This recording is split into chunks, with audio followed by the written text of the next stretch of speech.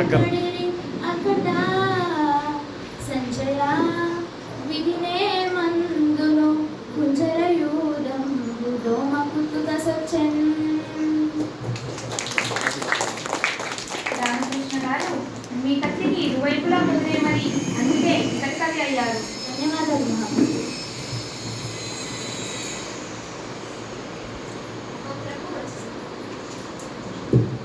మహాప్రభు, నేటి పూర్ణ విజయ సభను ప్రారంభించమని నా అభిలాష. మీ ఆలోచన నిజమే పెద్దనామత్య. కానీ ప్రభువుల ఏడుకల్లో ఎన్నో భాషలుగా తెలుగు భాషపై ఇంత మక్కువ చూపడానికి గల కారణం ఏమిటో? అదేమిటి సూరణ కవి, మందార మకరందాలు చాలు వారే తెలుగును ఇష్టపడిన వారుందురా. తెలుగదేలనందువా తెలుగదేల ఎన్న దేశంబు తెలుగు ఏను తెలుగు వల్ల కుందా తెలుగు కంద ఎల్ల లుపుల గొలువ ఎరుగవే బాసాడి దేశ భాషలందు తెలుగు లెస్స. మరి ఇంతటి మన తెలుగు భాష మీద ఎవరికైనా ఎందుకు మమకారం ఉండదు? పెద్దనార్య, కౌలారా, మేము తర్వాత పద్యమును పూరిస్తాం. ముందుగా మీరంతా పద్యపూరణకు పూనుకోండి. మహాప్రభు, మీ అభిప్రాయమే శిరోధారి. పెద్దనామాత్య, నీ పద్యపూరణకు సమస్య ఇదిగో. అగ్రజానుజులై ధనుజాగ్రజులుగా. ఏమి సమస్య? అన్నదమ్ములు తమ్ముడన్న నయ్యారు. ప్రభు, నా పూరణ ఇదిగో. పుష్యమిన్ భరతాఖ్యుడు పుట్టినాడు, మొనసి లక్ష్మణుడా శ్లేష పుట్టినాడు. భరత లక్ష్మణ క్రమమిది అరసి చూడ, అగ్రజానుజులై రనుజాగ్రజులుగా. కానీ లోక వ్యవహారంలో రామ లక్ష్మణ భరత శత్రుఘ్నులని ఉంటుంది ప్రభు. అద్భుతంగా పూరించారు పెద్దనామాత్య. ధన్యవాదాలు. కుంజ కరినెత్తుకపోయి ఎలుక కలుగున దినియన్. దీనిని అర్థవంతంగా పూరించండి పట్టుమూర్తి గారు. రాజుగారు నమస్కారం. వాళ్ళ జీవనలకు సుపరిచితమైన చక్కటి సమస్య ఇచ్చారు. కరులు చిలుకలెత్తులు చక్కరతో నొనరించయాచ, కడబెట్టుడతో కరిమరిచే వర్తకుంద, కరినెత్తుకపోయి ఎలుక కనుగున తినియన్. ఎంత అద్భుతమైన పూరణ! ఎలుక ఏనుగును ఎత్తుకోగలదా? ఆ ఏనుగు రంగులోకి పట్టున. ఆహాహాహా! ఎలుకలు, ఏనుగులు మొదలైనవి చక్కగా చేసిన బొమ్మలు. వ్యాపారి వాటిని పొగలంతా అన్నారు. సాయంత్రానికి అన్ని ఎత్తిపెట్టి ఏనుగు బొమ్మను అమర్చారని, దానిని ఎలుక రంధ్రంలోకి ఈడ్చుకుపోగలదని నీ భావం. విడుగా ఉంది. బాబు, కృతజ్ఞతలు మహారాజా. ముద్దు పలుకుల ముక్కుతిమ్మన కవి, అందుకోండి. గాడిదేర్చన్ గదన్న గణ సంపన్న. దీన్ని పూరించండి. రాజశేఖర నమస్కారం. మానవుల్లో మాట తప్పిన వారిని చూడగలం, కానీ జంతువుల్లో దీన్ని చూడలేం. ఆ దైవం కృపతో పూరించదు. ఆడిన మాటను తప్పిన గాడిద కొడుకంచు దిట్టగా, అయ్యో వీరా నా కొడుకని ఒక గాడిదేర్చన్ గదన్న గణ సంపన్న.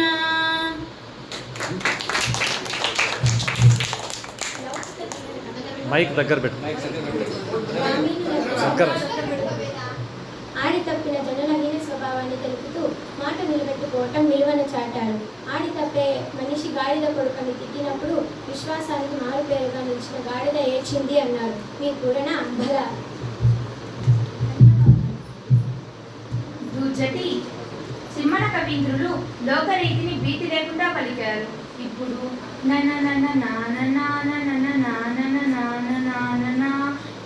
ఈ సమస్యను పూర్ణ చేయండి. నమస్కారం ప్రభు. అక్షర మైక్ దగ్గర పెట్టుకుందాం. అర్థం లేని సమస్య ఇచ్చారు, అయినా చక్కని పూరణ కానిస్తాను. నిన్ను నిన్ను నిన్ను నిన్ను నిన్ను నిన్నును నిన్నును నిన్నును గని లయతాల సంగతుల గాన కళా పరిపూర్ణ మానసమ్మున పలుకు నిరాగములు మోదము నల్లుచు పలుకు నిట్టునల్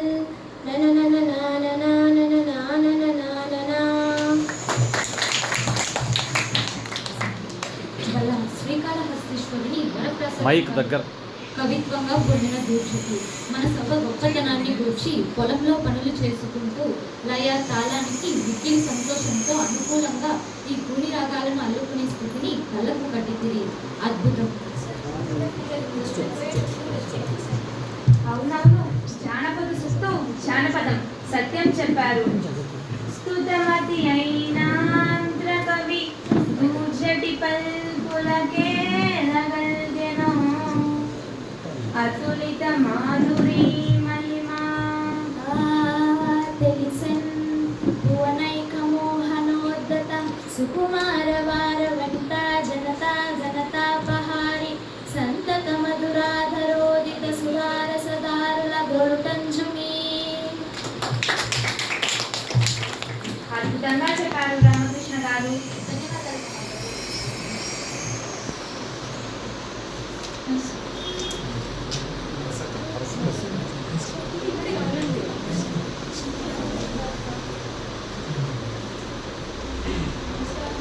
నమస్కారం, మైక్. చెప్పండి. మైక్ దగ్గర పెట్టుకోండి. ప్రవేశపెట్టండి.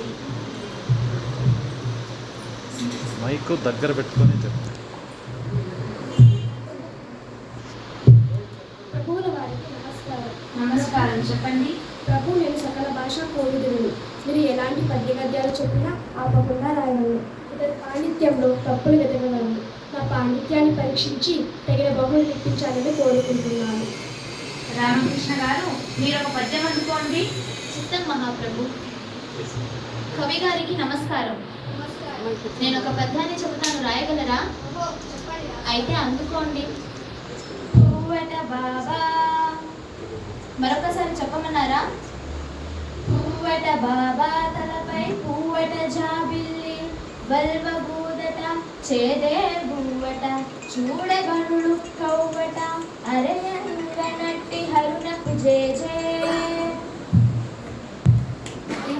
ఆగమన్నారు, ఆగిపోయిందేంటి? క్షమించండి ప్రభు, నేను గర్వంతో ఇలా సవాలు విసిరాను. పద్యాలే రాయలేని వాడివి పెద్దల కవిత్వాల్లో తప్పులు పడతావా? తెలియనివన్నీ తప్పులని దిట్టతనాన పలుకగా రాగురోయి పలుమార్లు పిశాచపు పాడెగట్ట నీ పలికిన నోట దుమ్ముపడ భాగ్యమెరుంగవు పెద్దలైన వారల నిరసింతురా ప్రగడరా నరస విరస కుస బుస. శాంతించండి రామకృష్ణ గారు. వారు మన అతిథి, మనకు తగ్గ బహుమతి ఇచ్చి పంపండి. ఎవరక్కడ? వారికి తగ్గ బహుమతి ఇచ్చి పంపండి.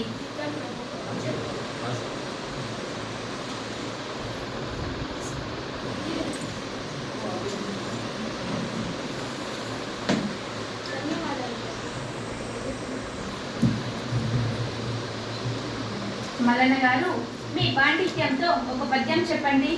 కడలేని సంసార జలదిలో మునిగిన జనుల పాలికి నా విషపు సేవ కడదూరమయ్యున్న కైవల్య సీమకు చక్కని పెంతో శంభు సేవ అతిభోగ భాగ్యంబులను ముక్తి అంబుల సరుల గూర్చినకో శంభు సేవ సకలాగమ జ్ఞానసార మహీజాత జాతంబులోచే శంభు సేవ నిరవధి క్రూర పాతక దురవగాహ గహన గహన సమన్విత గంధవాహ సకాశికా మాలికలటేవ శంభు సేవ సద్గుణ లతాంతములతీవ శంభు సేవ సద్గుణ లతాంతములతీవ శంభు సేవ.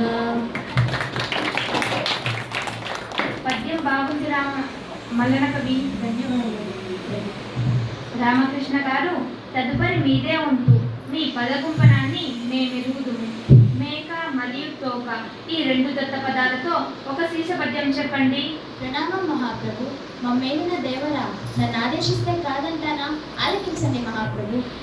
మేక తోకకు మేక తోక మేకకు తోక మేక తోక మేక మేక తోక మేక తోకకు మేక తోక మేకకు తోక మేక తోక మేక మేక తోక మేక తోకకు మేక తోక మేకకు తోక తోక మేక తోక మేక మేక తోక మేక తోకకు మేక తోక మేకకు తోక మేక తోక మేక మేక తోక మేక తోక తోక మేక మేక తోక మేక మేక తోక తోక మేక మేక తోక మేక మేక తోక తోక మేక మేక తోక మేక మేక తోక తోక మేక మేక తోక మేక.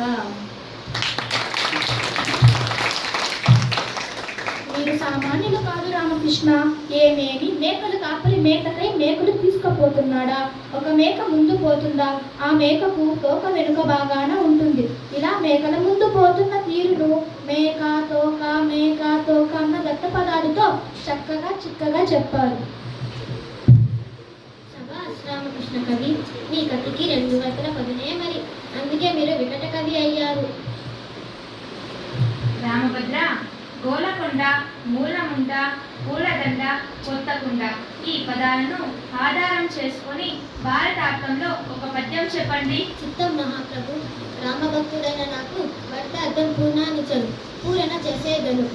ఓయి కురురాజా నీ కొడుకు గోల కొండవరు నుండు వినమూలముండదిగా భండరమున గెలిపింతు పాండు సుతుల నిర్మునన్ బలదండ రేపుత్తకుండా.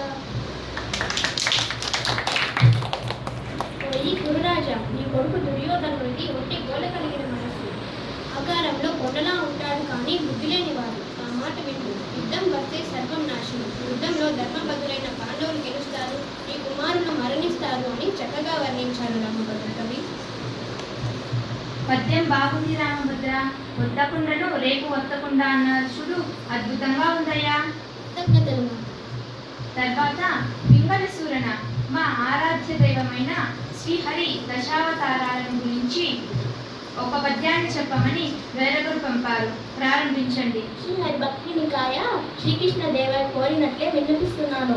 మత్స్యమై జడనిధి మడయించే సోముకు పూర్ణమై కవ్వపగొండ మోచే గిటిడై హిరణ్యాక్షు గీటడంగించేను హరి అయి వధించే ప్రహ్లాద జనకు వటుడై బలిదగులు వచించి కుదించే భార్గవుడై ఛత్రపక్తి జెండే దశరథ రాముడై దశకంఠు డేగటాచే శౌర్యే దుష్టల సంహరించే బుద్ధుడై త్రిపుర శ్రీల బుద్ధి మార్చి రుద్రుచే వారి భర్తను ద్రొంగజేసే గల్కియే మృచ్చ సంతతి బిట్టు మార్చు హరిదాశవతార చరిత్ర మగుడు తమ్ము. మత్స్యావతారాన సోమకారుని చంపాడు. పూర్వమై మందరగిరి మోసి పాల సముద్రం చిలకడానికి సాయమయ్యాడు. వరాహ రూపంలో హిరణ్యాక్షుని చీరాడు. నృసింహమై హిరణ్యకశిపుని చీల్చాడు. వామనుడై బలిని పాతాళానికి పంపాడు. పరశురాముడై రాజుల దర్పాన్ని కూల్చాడు. శ్రీరాముడై రావణుని వధించాడు. శ్రీకృష్ణుడై దుష్టులను అంతం చేశాడు. బుద్ధుడై పురస్త్రీల బుద్ధిని మార్చి శివుని చేత త్రిపురాసుల్ని చంపించాడు. కల్కిగా నీతిహీనులను కూల్చాడు.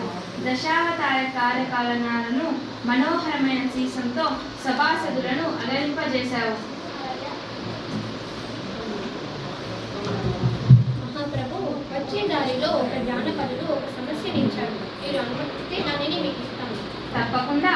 సభారంభంలో మాటిచ్చాను కదా, కానివ్వండి, సమస్యను అందివ్వండి. ప్రభు, అందుకోండి. అందరు నందరే మరియు నందరు నందరే ఎందరందరే. దీనిని పూరించండి. అష్టదిగ్గజ కవులారా, నా కీర్తిని దిగంతాలకు వ్యాపించాలన్న మీ కుతూహలానికి సంతోషం. పూరణ చేసేదను. సంతోషం. ఆలకించండి.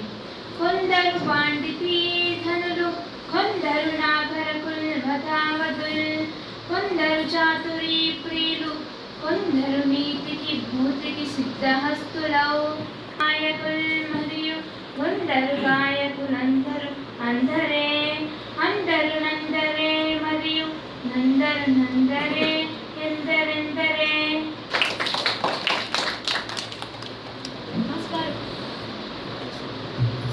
నమస్కారం ప్రభు. సభలో కొందరు పాండిత్యమే ధనంగా కలవాలి, కొందరు నాగరికులు, ఇంకొందరు ప్రవక్తలకు మరికొందరు చాతుర్యాన్ని ఇష్టపడేవారు, నీతికి సంపదకు నిలమైన వారు ఇంకొందరు నేతలు మరియు గాయకులు ఇలా మన సభలోని వారిని ఉద్దేశించి చెప్పారు. దీనిలో మన రాజ్యంలోని ప్రజలు సాహితీ సామర్థ్యాలను గుర్తు చేస్తూ అందరూ అందరే అనడం వలన ఎవరికి వారే గొప్ప అని అర్థం. అద్భుతంగా చెప్పారు ప్రభు. కవి పండితులారా, మీ సమస్యాపూరణ పద్యగానంతో మా మనసెంతో ముగిసింది. సభికులకు కృతజ్ఞతాంజలులు. స్వస్తి.